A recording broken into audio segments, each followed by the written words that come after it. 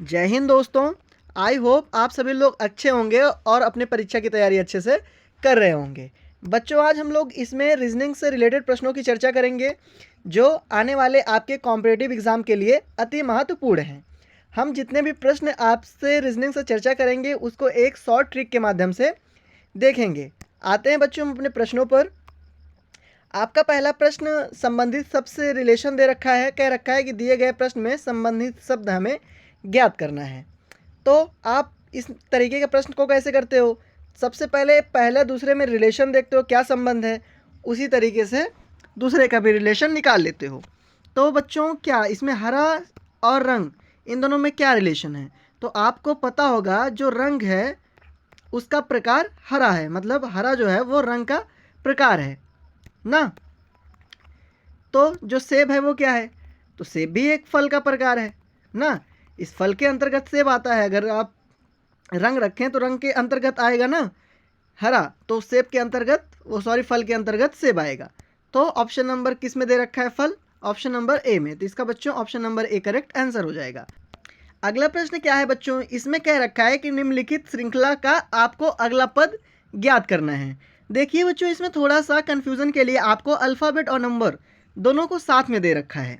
जैसे 5i दे रखा है, उसके बाद परिवर्तन किस में हो रहा है? 5 और 7j में। तो आप पाओगे कि 5 से 7 में परिवर्तन किसने का हो रहा है? +2 का।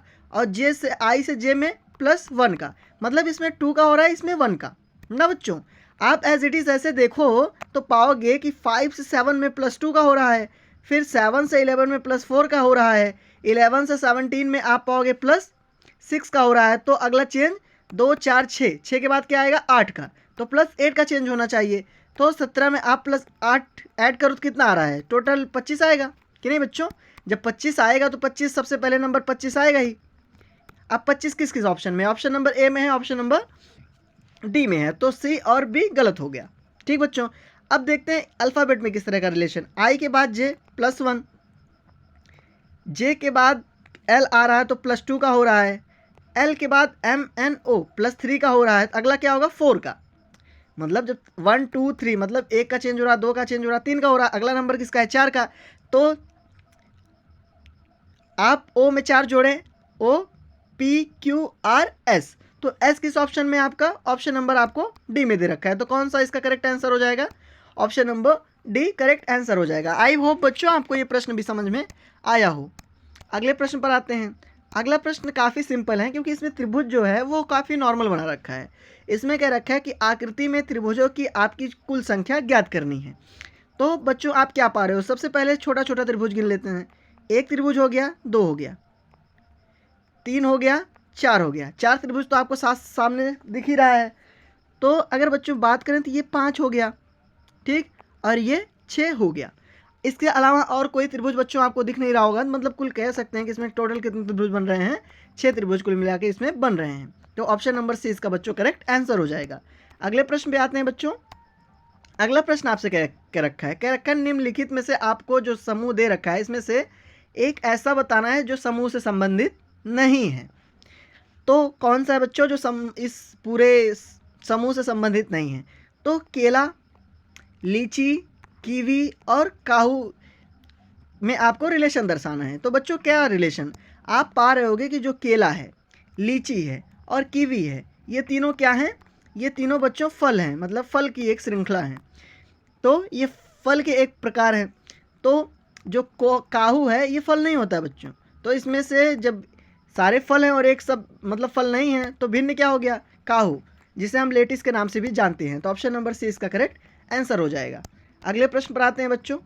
अगला प्रश्न आपसे क्या कह रखा है? ये कह रखा है कि एक निश्चित कोड में स्टेयर को 19 20 11 85 के रूप में दर्शा रहा है। अब क्या करते हैं? स्टेयर लिखते हैं बच्चों, किस रूप में दर्शा रहा है?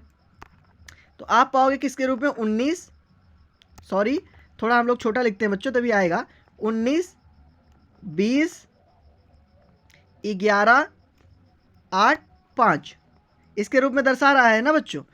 तो जो एस की संख्या होती है, मतलब जो इसका रिक्त मतलब जो इसके प्लेस होता है जो इसका, वो कितना होता है? 19 होता है। जैसे ABCD काउंट करोगे तो ये चौथे स्थान पे आएगा, 19 पे आएगा। वैसे टी का स्थान क्या है 20 है, ए का स्थान क्या है 1 है, और आर का क्या स्थान क्या है 18 है, और ई का स्थान क्या है 5 है। तो हम कह सकते हैं बच्चों कि जो इसका स्थान के रूप में इसमें रिलेशन दर्शाया गया है। तो वैसे हम लोग इसका निकालें, माउल्ड का निकाल लें, MOULD का।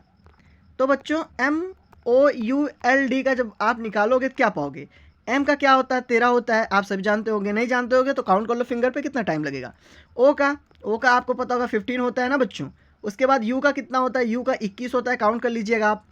फिर क्या दे रखा है L का कितना होता है, L का 12 होता है, और D का बच्चों 4 होता है। तो 13, 15, 21, 12, 4 किस ऑप्शन में आपको दे रखा है, तो ऑप्शन नंबर सी में ये मौजूद है। तो इसका करेक्ट आंसर क्या हो जाएगा बच्चों, ऑप्शन नंबर सी हो जाएगा। आई होप ये प्रश्न भी आपको समझ में अच्छे से आ गया होगा। अगले प्रश्न पे आते हैं, ये डायरेक्शन से प्रश्न है। इसमें कह रखा है कि अखिल पूर्व की ओर 2 किलोमीटर चलता है। सबसे पहले हम लोग डायरेक्शन बना लेते हैं, ये पूर्व है, ये पश्चिम है, ये उत्तर है, ये दक्षिण है। तो कह रखा है कि 2 किलोमीटर पहले वो पूर्व की तरफ चलता है 2 किलोमीटर। उसके बाद कह रखा है वो अपने बाएं मुड़ जाता है बच्चों, किधर मुड़ता है, बाएं को मुड़ता है। तो वो बाएं इधर को होगा, तो वो बाएं मुड़ गया, उधर भी 2 किलोमीटर चलता है। वो कह रखा है फिर अपनी प्रारंभिक दिशा से किस दिशा की ओर है।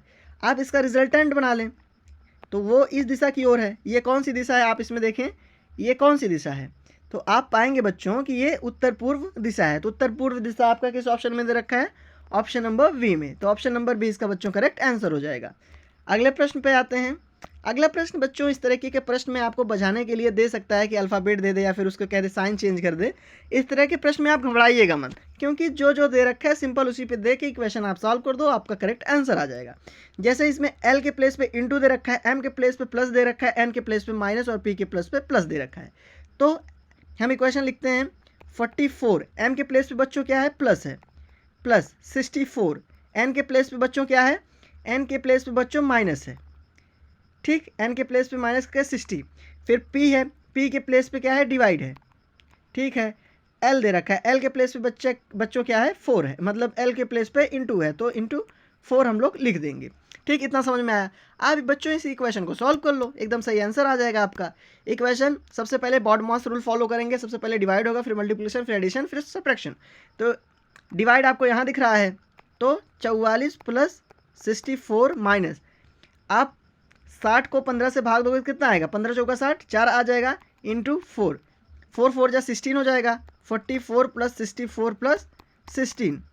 ठीक बच्चों, आप मतलब इसको जोड़ के इसको माइनस कर दो, सिंपल सी बात, आपका आंसर आ जाएगा।